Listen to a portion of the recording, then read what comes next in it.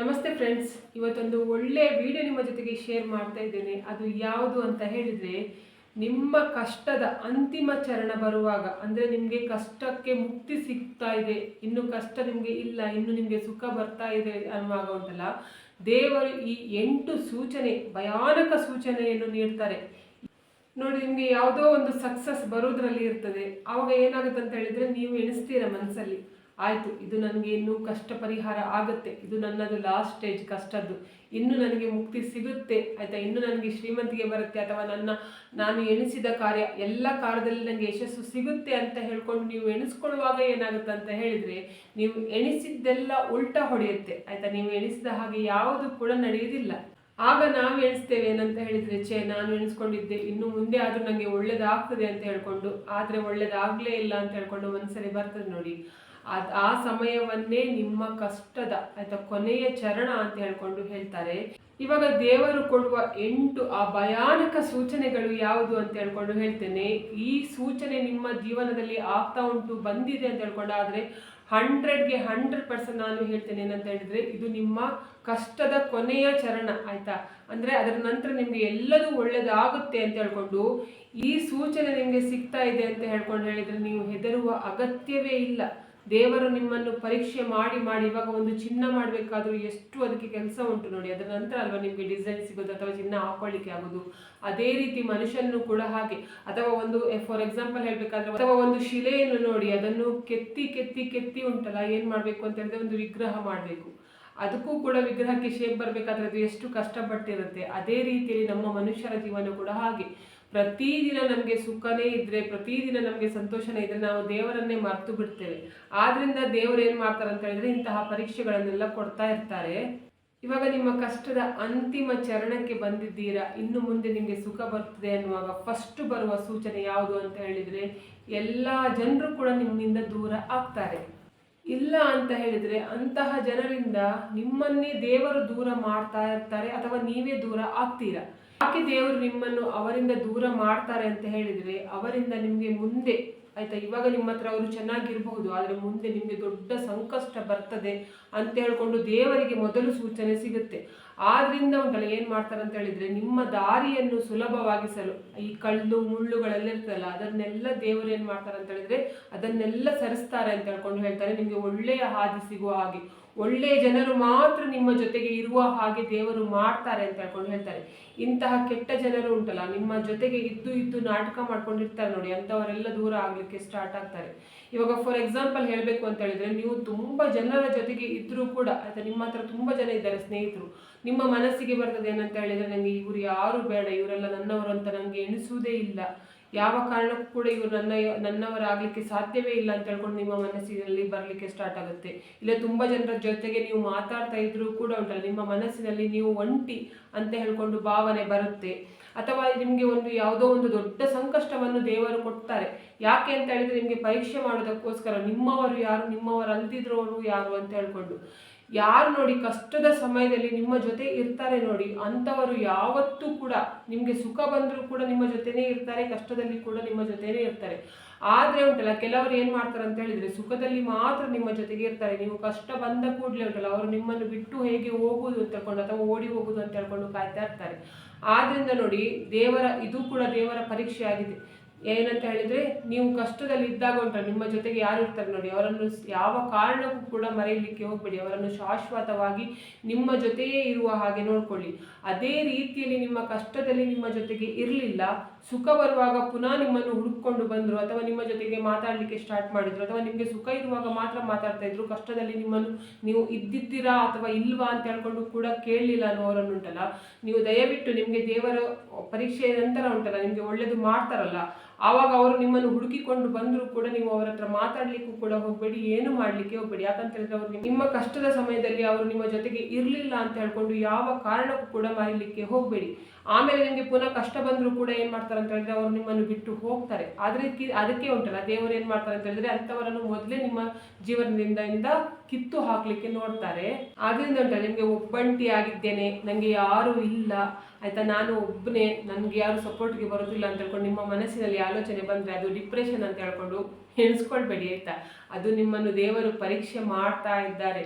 ನೀವು ನಿಮ್ಮಷ್ಟು ಒಳ್ಳೆಯದು ಬಂಗಾರ ಅಥವಾ ಡೈಮಂಡ್ ಯಾರೂ ಇಲ್ಲ ಆಯಿತಾ. ಅದನ್ನು ಹಾಕ್ಕೊಳ್ಳಿಕ್ಕೂ ಅದನ್ನು ಮುಟ್ಲಿಕ್ಕೂ ಕೂಡ ಯೋಗ್ಯತೆ ಬೇಕು.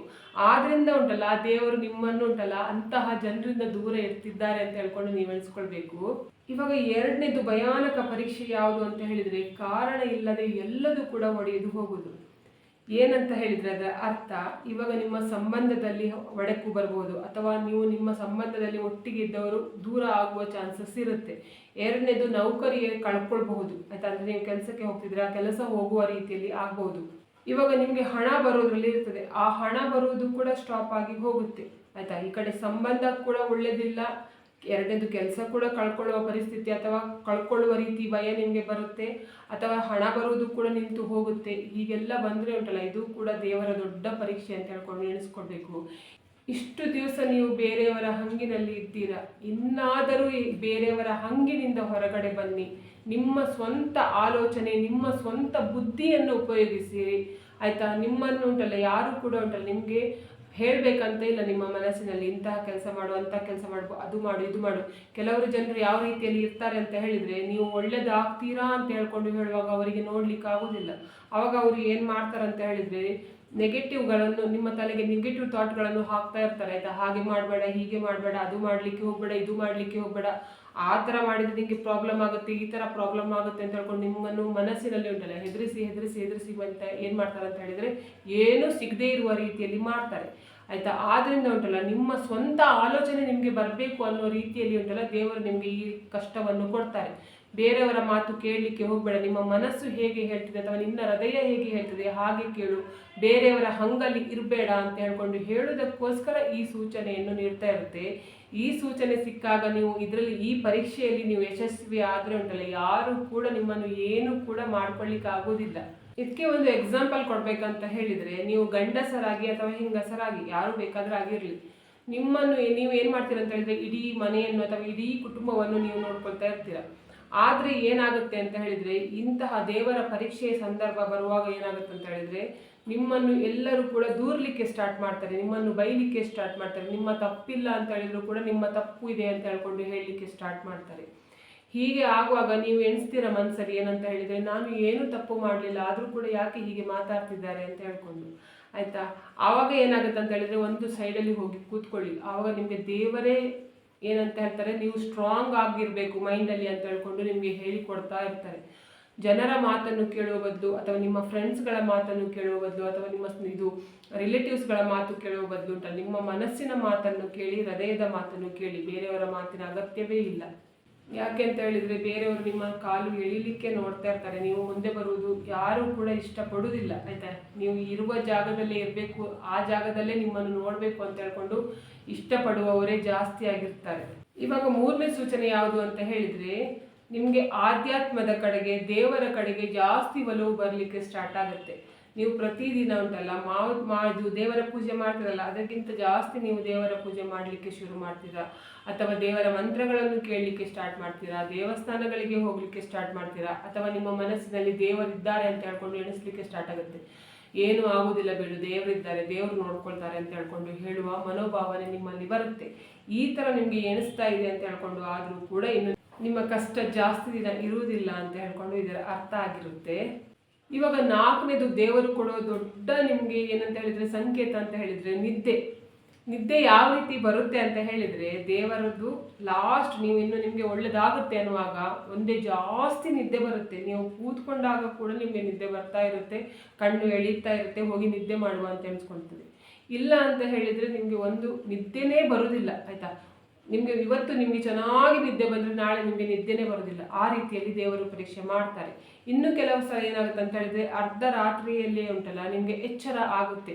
ಈ ರೀತಿ ನಿಮ್ಮ ಜೀವನದಲ್ಲಿ ಆಗ್ತಾ ಇದ್ರೂ ಕೂಡ ಅದು ಕೂಡ ನಿಮ್ಮ ಕಷ್ಟದ ಅಂತಿಮ ಚರಣ ಅಂತ ಹೇಳ್ಕೊಂಡು ಅರ್ಥ. ಇವಾಗ ಐದನೇದು ಏನಂತ ಹೇಳಿದರೆ ಸೂಚನೆ, ನಿಮಗೆ ಕಾರಣ ಇಲ್ಲದೆ ಅಳು ಬರುವುದು ಆಯಿತಾ. ಕಾರಣನೇ ಇಲ್ಲ ಆದರೂ ಕೂಡ ಅಳು ಬರ್ತಾ ಇರುತ್ತೆ. ಆದರೆ ತುಂಬ ಜನ ಎಣಿಸ್ಕೊಳ್ತಾರೆ ಏನಂತ ಹೇಳಿದರೆ, ನೀವು ಅತ್ತಾಗ ನೀವು ಕೂಡ ಎಣಿಸ್ಬೋದು, ನಾವು ತುಂಬ ಸೆನ್ಸಿಟಿವ್ ಇದ್ದೇನೆ, ಅದಕ್ಕೆ ನನಗೆ ಯಾರಾದರೂ ಏನಾದರೂ ಹೇಳಿದ ಕೂಡಲೇ ಬೇಗನೆ ಅಳು ಬರುತ್ತೆ ಅಂತ ಹೇಳ್ಕೊಂಡು. ಅಥವಾ ಬೇರೆಯವರು ಕೂಡ ನಿಮ್ಮ ಬಗ್ಗೆ ಆ ಥರನೇ ಆಲೋಚನೆ ಮಾಡ್ಬೋದು, ತುಂಬ ಸೆನ್ಸಿಟಿವ್ ಇದ್ದಾರೆ, ಸ್ಟ್ರಾಂಗ್ ಇಲ್ಲ, ಆದ ಕಾರಣಕ್ಕೆ ಅವರು ಎಣಿಸಿದ ಕೂಡಲೇ ಅವರ ಕಣ್ಣಲ್ಲಿ ನೀರು ಬರುತ್ತೆ ಅಂತ ಹೇಳ್ಕೊಂಡು. ಆದರೆ ಅದಕ್ಕೆ ಅರ್ಥ ಅದಲ್ಲ. ಏನಂತ ಹೇಳಿದರೆ ನಿಮ್ಮ ಹಳೆಯ ನೆನಪು ಆಯಿತಾ, ನೀವು ಹಳೆಯದೆಲ್ಲ ಕೂತ್ಕೊಂಡು ಆಲೋಚನೆ ಮಾಡ್ತಾ ಇರ್ತೀರಲ್ವಾ, ಅದು ನಿಮ್ಮ ಕಷ್ಟದ ಸಮಯ. ಅದಕ್ಕೆಲ್ಲ ನಿಮಗೆ ಮುಕ್ತಿ ಕೊಡ್ಲಿಕ್ಕೋಸ್ಕರನೇ ದೇವರು ಏನು ಮಾಡ್ತಾ ಇರ್ತಾರೆ ಅಂತ ಹೇಳಿದರೆ, ನಿಮಗೆ ಕಾರಣ ಇಲ್ಲದೆ ಸುಮ್ಮನೆ ಕೂತ್ಕೊಂಡಿರುವಾಗನೇ ಏನೋ ಒಂದು ಆಲೋಚನೆ ಬಂದು ಕಣ್ಣಲ್ಲಿ ನೀರು ಬರುವ ಹಾಗೆ ಮಾಡ್ತಾರೆ. ಯಾಕಂತ ಹೇಳಿದ್ರೆ ಆ ಆಲೋಚನೆ ಇನ್ನೂ ನಿಮಗೆ ಬರಬಾರ್ದು ಅಂತ ಹೇಳ್ಕೊಂಡು, ಅಥವಾ ಆ ಹಳೆ ನೆನಪು ನಿಮಗೆ ಪುನಃ ಬರಬಾರ್ದು, ಅಥವಾ ಆ ಕಷ್ಟದ ನೆನಪು ನಿಮಗೆ ಬರಬಾರ್ದು ಅಂತ ಹೇಳ್ಕೊಂಡು ಒಂದೇ ಕಾರಣಕ್ಕೆ ನಿಮಗೆ ಪದೇ ಪದೇ ಅಳು ಬರ್ತಾ ಇರುತ್ತೆ. ಇವಾಗ ನೀವು ಸುಮ್ಮನೆ ಕೂತ್ಕೊಂಡಿದ್ರು ಕೂಡ ನಿಮ್ಮ ಕಣ್ಣಲ್ಲಿ ಆಯ್ತಾ, ನಿಮಗೆ ಗೊತ್ತಿಲ್ಲದೆ ಇರುವ ಹಾಗೆ ಕಣ್ಣಲ್ಲಿ ನೀರು ಬರ್ತಾ ಇದೆ ಅಂತ ಹೇಳ್ಕೊಂಡು, ಆದರೆ ಏನಂತ ಹೇಳಿದ್ರೆ ಅದಕ್ಕೆ ಅರ್ಥ ಭಗವಂತನೇ ನಿಮ್ಮನ್ನು ಸ್ಪರ್ಶ ಮಾಡಿದ್ದಾರೆ ಅಂತ ಹೇಳ್ಕೊಂಡು, ಅಂದ್ರೆ ದೇವರು ನಿಮ್ಮನ್ನು ಮುಟ್ಟಿ ಹೋಗಿದ್ದಾರೆ. ಆ ಮುಟ್ಟಿದಾಗ ಏನಾಗುತ್ತೆ ಅಂತ ಹೇಳಿದ್ರೆ ನಮ್ಮ ಕಣ್ಣಲ್ಲಿ ಉಂಟಲ್ಲ ಆಟೋಮೆಟಿಕ್ ಆಗಿ ನೀರು ಬರಲಿಕ್ಕೆ ಸ್ಟಾರ್ಟ್ ಆಗುತ್ತೆ ಅಂತ ಹೇಳ್ಕೊಂಡು ಹೇಳ್ತಾರೆ.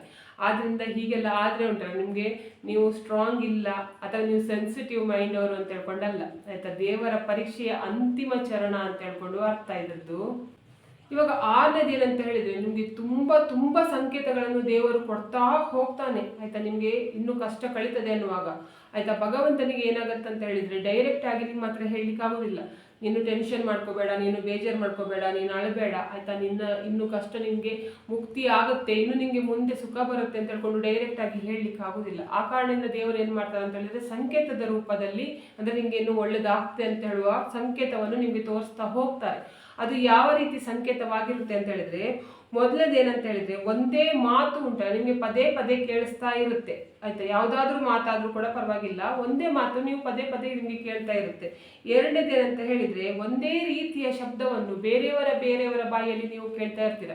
ಹೊರಗಡೆ ಹೋದಾಗ ನಿಮ್ಮ ಮನೆಯಲ್ಲಿ ಕೂಡ ಅದೇ ಶಬ್ದವನ್ನು ಮಾತಾಡಿರ್ತಾರೆ, ಅಥವಾ ನಿಮ್ಮ ಫ್ರೆಂಡ್ಸ್ಗಳು ಕೂಡ ಅದನ್ನೇ ಮಾತಾಡಿರ್ತಾರೆ, ಅಥವಾ ನಿಮ್ಮ ಹೊರಗಡೆ ಹೋದಾಗ ಅಲ್ಲಿನ ಜನರು ಕೂಡ ನಿಮ್ಮ ಆ ಶಬ್ದವನ್ನೇ ಯೂಸ್ ಮಾತಾಡ್ತಾ ಇರ್ತಾರೆ. ಇಲ್ಲ ಅಂತ ಹೇಳಿದ್ರೆ ನಿಮ್ಗೆ ಅವ್ರು ಯಾರಂತಾನೆ ಗೊತ್ತಿಲ್ಲ, ಅವರವರೇ ಮಾತಾಡ್ತಾ ಇರ್ತಾರೆ. ಆ ಶಬ್ದ ಆದ್ರೆ ನಿಮ್ಗೆ ಕಿವಿಗೆ ಕೇಳಿಸಿ ಬರ್ತದೆ. ಈ ರೀತಿಯಲ್ಲಿ ಆಗುತ್ತೆ. ಮೂರನೇದು ಏನಂತ ಹೇಳಿದ್ರೆ ಎಲ್ಲರೂ ಕೂಡ ಆಯ್ತಾ ಒಂದೇ ರೀತಿಯ ಸಂದೇಶವನ್ನು ನಿಮ್ಗೆ ಕೊಡ್ತಾರೆ. ಅಂದ್ರೆ ನಿಮ್ಗೆ ಉಂಟಲ್ಲ ಒಬ್ರು ಮಾತ್ರ ಅಲ್ಲ ಆಯ್ತಾ, ನಿಮ್ಗೆ ಗೊತ್ತಿರುವವರಾಗ್ಲಿ, ನಿಮ್ಮ ಫ್ರೆಂಡ್ಸ್ಗಳಾಗ್ಲಿ, ನಿಮ್ದು ಯಾರಾದ್ರೂ ನಿಮ್ಮ ಹತ್ತಿರದವರಾಗ್ಲಿ ಯಾರಾದ್ರೂ ಉಂಟಲ್ಲ ಒಂದೇ ರೀತಿಯ ಇದು ಸಂದೇಶವನ್ನು ಆಯ್ತಾ, ಇದು ಮಾಡಬೇಡ ಅಥವಾ ಮಾಡು ಆ ರೀತಿಯಲ್ಲಿ ಹೇಳ್ತಾ ಇರ್ತಾರೆ. ಮತ್ತೇನಾಗತ್ತೆ ಅಂತ ಹೇಳಿದ್ರೆ ಕೆಲವೊಂದು ಸಲ ನೀವು ಮನಸ್ಸಿನಲ್ಲಿ ಏನೋ ಆಲೋಚನೆ ಮಾಡ್ತಾ ಇರ್ತೀರ. ಆವಾಗ ಏನಾಗುತ್ತೆ ಅಂತ ಹೇಳಿದ್ರೆ ಅದನ್ನು ನೀವು ಹೇಳದೆ ಬಾಯಿ ಬಿಟ್ಟು ಯಾರ ಹತ್ರ ಕೂಡ ಹೇಳ್ಕೊಂಡು ಇರುವುದಿಲ್ಲ. ಆದರೂ ಕೂಡ ಏನಾಗುತ್ತೆ ಅಂತ ಹೇಳಿದ್ರೆ ಮತ್ತೊಂದು ವ್ಯಕ್ತಿಗೆ ಆ ವಿಷಯ ಗೊತ್ತಾಗಿ ಇವರು ಏನೋ ಬೇಜಾರಲ್ಲಿದ್ದಾರೆ, ಇವರು ಏನೋ ಸಂಕಟದಲ್ಲಿದ್ದಾರೆ, ಏನೋ ಇವರಿಗೆ ತೊಂದರೆ ಆಗಿದೆ ಅಂತ ಹೇಳ್ಕೊಂಡು ಅವರೇ ಅದನ್ನು ಬಾಯಿ ಬಿಟ್ಟು ಕೇಳಲಿಕ್ಕೆ ಬರ್ತಾರೆ.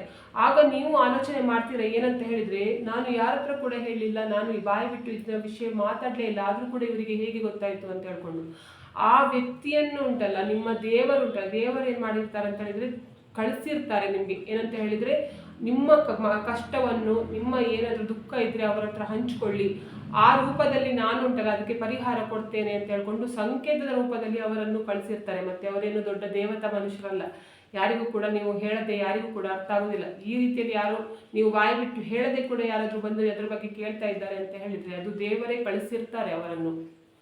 ಆದ್ರಿಂದ ಉಂಟಲ್ಲ ಇದು ನಿಮ್ಗೆ ದೇವರು ಕೊಡುವ ಮುಖ್ಯ ಸಂಕೇತವಾಗಿರುತ್ತೆ.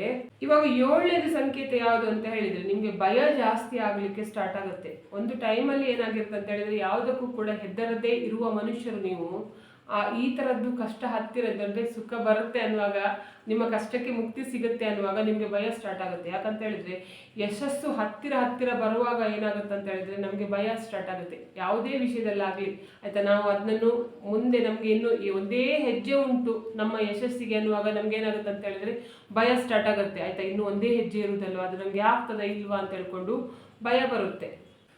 ಆದರೆ ಏನಾಗುತ್ತೆ ಅಂತ ಹೇಳಿದ್ರೆ ನಿಮ್ಮ ಮನಸ್ಸು ಹೇಳ್ತಾ ಇರ್ತದೆ ಎಂತ ಸಹ ತೊಂದರೆ ಆಗುದಿಲ್ಲ, ನನಗೆ ಖಂಡಿತ ಅದು ಯಶಸ್ಸು ಸಿಗುತ್ತೆ ಅಂತ ಹೇಳ್ಕೊಂಡು ನಿಮ್ಮ ಮನಸ್ಸು ಹೇಳ್ತಿರ್ತದೆ.